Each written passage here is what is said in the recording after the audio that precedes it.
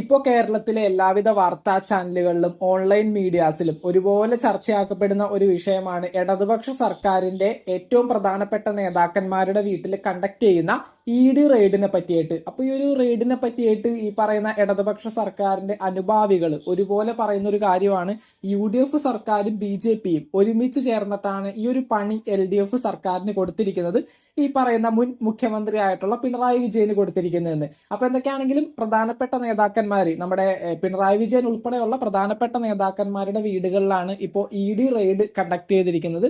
ഈ പറയുന്നത് പോലെ ഈ ഒരു റെയ്ഡിനെ ബന്ധപ്പെട്ടുകൊണ്ട് UDFും BJPയും തമ്മിൽ കൂട്ടുചേർന്നിട്ടാണ് ഈ ഒരു റെയ്ഡ് കണ്ടക്ട് ചെയ്തിരിക്കുന്നതെന്ന് ഈ പറയുന്ന ഇടതുപക്ഷ സർക്കാരിന്റെ ആൾക്കാർ പറയുന്ന മെയിൻ റീസൺ എന്ന് പറഞ്ഞാൽ VD സതീശനും അതുപോലെ നമ്മുടെ പ്രധാനമന്ത്രിയായിട്ടുണ്ടായിരുന്ന മോദിയും തമ്മിൽ നേരിട്ട് കണ്ടക്ട് ഉണ്ടായിരുന്നു. ഈ ഒരു ഇവരുടെ കൂടിക്കാഴ്ച ഫോട്ടോസ് ഒക്കെ ആയിട്ട് ഇപ്പൊ സോഷ്യൽ മീഡിയയിൽ ഒരുപാട് വൈറലായിക്കൊണ്ട് ഓടിക്കൊണ്ടിരിക്കുകയാണ്.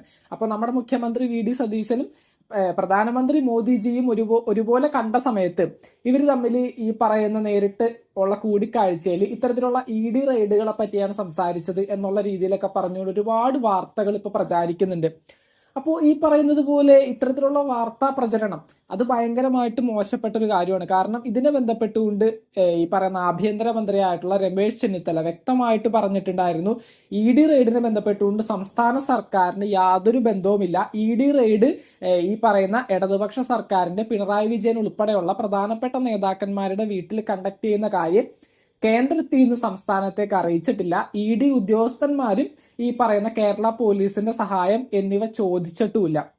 അപ്പൊ തീർച്ചയായിട്ടും കേന്ദ്ര സേന വന്ന്, അതായത് കേന്ദ്രത്തിലെ സൈനികരും അതുപോലെ ഇ.ഡി. ഉദ്യോഗസ്ഥന്മാരും വന്നിട്ടാണ് ഇത്തരത്തിലുള്ള ഇടതുപക്ഷ സർക്കാരിലെ പ്രമുഖരായിട്ടുള്ള നേതാക്കന്മാരുടെ വീട്ടിൽ ഇ.ഡി. റെയ്ഡ് കണ്ടക്ട് ചെയ്യുന്നത്. അപ്പൊ തീർച്ചയായിട്ടും അവര് കളക്ട് ചെയ്യുന്ന ഓരോ രേഖകളും ഡോക്യുമെന്റ്സും കാര്യങ്ങളൊക്കെ അത്രയും സേഫ് ആൻഡ് സെക്യൂർഡ് ആയിട്ട് ഇ.ഡി. റെയ്ഡിന്റെ ഭാഗമായിട്ട് വന്ന കേന്ദ്ര സേനയുടെ സഹായത്തോടു കൂടി അവർ കേന്ദ്രത്തിലേക്ക് തന്നെ കൊണ്ടുപോവാണ്. ഇതുമായിട്ട് സംസ്ഥാന സർക്കാരിനോ മുഖ്യമന്ത്രിക്കോ കേരള പോലീസിനോ യാതൊരു ബന്ധവുമില്ല എന്നുള്ള കാര്യം പൂർണ്ണമായിട്ടും വാർത്താ മാധ്യമങ്ങളോട് ആഭ്യന്തരമന്ത്രിയായിട്ടുള്ള രമേശ് ചെന്നിത്തല പറഞ്ഞിട്ടുണ്ടായിരുന്നു. ദെൻ ഇതിന് ബന്ധപ്പെട്ടുകൊണ്ട് മുഖ്യമന്ത്രിയായിട്ടുള്ള VD സതീശന് ഇത്തരത്തിൽ പറയേണ്ട യാതൊരു കാര്യവുമില്ല. ഈ പറയുന്നത് പോലെ മോദി എന്ന് പറയുന്നത് നമ്മുടെ ഇന്ത്യയിലെ പ്രധാനമന്ത്രിയാണ്. അപ്പൊ തീർച്ചയായിട്ടും കേരളത്തിന്റെ മുഖ്യമന്ത്രി അധികാരം ഏൽക്കുന്ന സമയത്ത് മോദിജിയെ പോയി കാണേണ്ടതുണ്ട്. അതുപോലെ തന്നെ ഈ പറയുന്ന രാഷ്ട്രീയപരമായിട്ട് UDFും BJPയും തമ്മിൽ ഒത്തുചേർന്നല്ല പോകുന്നത്. അത് വർഷങ്ങളായിട്ട് ഇവരെ ഫോളോ ചെയ്യുന്ന എല്ലാവർക്കും അറിയുന്ന ഒരു കാര്യമാണ്. പക്ഷെ ഈ ഒരു സമയത്ത് രാഷ്ട്രീയം നോക്കേണ്ട സമയമല്ലേ ഇത്. കാരണം ഇന്ത്യയിലെ പ്രധാനമന്ത്രിയും ഇന്ത്യയിലെ ഒരു സംസ്ഥാനത്തെ മുഖ്യമന്ത്രി ആയിട്ടുള്ള VD സതീശനും നേരിട്ട് കാണേണ്ടത് ഒരു പ്രോട്ടോകോളാണ്. ഈ പറയുന്ന പോലെ പിണറായി വിജയൻ മുഖ്യമന്ത്രി ആയിട്ടിരുന്ന സമയത്ത് എത്ര പ്രാവശ്യം പോയിട്ട് മോദിജിയെ കണ്ടിട്ടുണ്ട്. അപ്പൊ അതൊന്നും ഒരു തെറ്റല്ല. ഇതൊക്കെ ഒരു പ്രോട്ടോകോളിന്റെ ഭാഗമായിട്ട് എല്ലാവരും ചെയ്യുന്ന കാര്യങ്ങളൊക്കെ തന്നെയാണ്. എന്തൊക്കെയാണെങ്കിലും ഇ.ഡി. റെയ്ഡിന്റെ ഭാഗമായിട്ട് സംസ്ഥാന സർക്കാരിന്റെ യാതൊരു സഹായവും കേന്ദ്രം തേടിയിട്ടില്ല.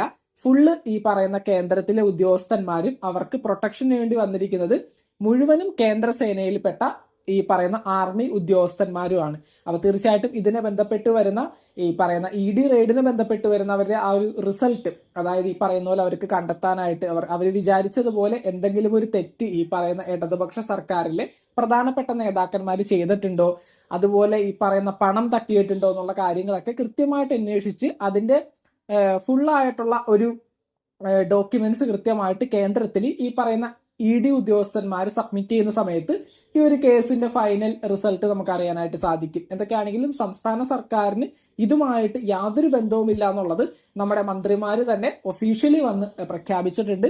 അപ്പൊ എന്തൊക്കെയാണെങ്കിലും കേന്ദ്രത്തിലെ ഇ.ഡി. ഉദ്യോഗസ്ഥന്മാർ അന്വേഷിച്ച റിപ്പോർട്ട് കേന്ദ്രത്തിൽ സബ്മിറ്റ് ചെയ്യുമ്പോൾ തീർച്ചയായിട്ടും വാർത്താ മാധ്യമങ്ങളിലൂടെ നമുക്ക് അറിയാനായിട്ട് സാധിക്കും. എന്തെങ്കിലും ഒരു തട്ടിപ്പൊക്കെ ഈ പറയുന്ന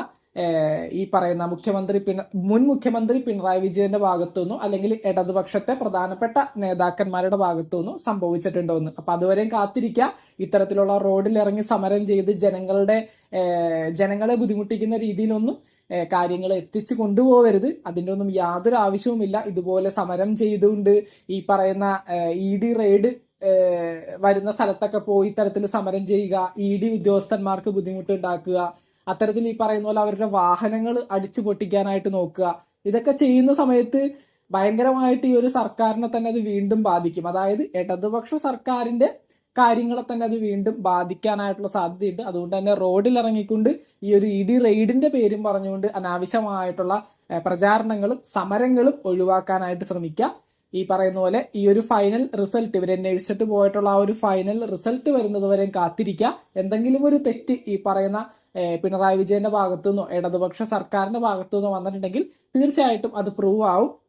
അഥവാ ഇവർ കൊണ്ടുപോയിട്ടുള്ള ഡോക്യുമെന്റ്സ് ഒക്കെ പരിശോധിച്ചതിന് ശേഷം അങ്ങനെ ഒരു തെറ്റ് ഇവർ ചെയ്തിട്ടില്ല എങ്കിൽ അതും തീർച്ചയായിട്ടും പ്രൂവ് ചെയ്യപ്പെടുന്നതായിരിക്കും. അപ്പൊ അതുവരെയും എല്ലാവിധ ഇടതുപക്ഷ സർക്കാരിനെ അനുകൂലിക്കുന്ന അണികളും സമാധാനത്തോടുകൂടി കാത്തിരിക്കുക എന്നുള്ളത് മാത്രമാണ് പറയാനായിട്ടുള്ളത്. മറ്റൊരു വീഡിയോ ആയിട്ട് നമുക്ക് വീണ്ടും കാണാം. നിങ്ങളുടെ അഭിപ്രായങ്ങൾ തീർച്ചയായിട്ടും താഴെ കമന്റ് ബോക്സിൽ രേഖപ്പെടുത്തുക. താങ്ക്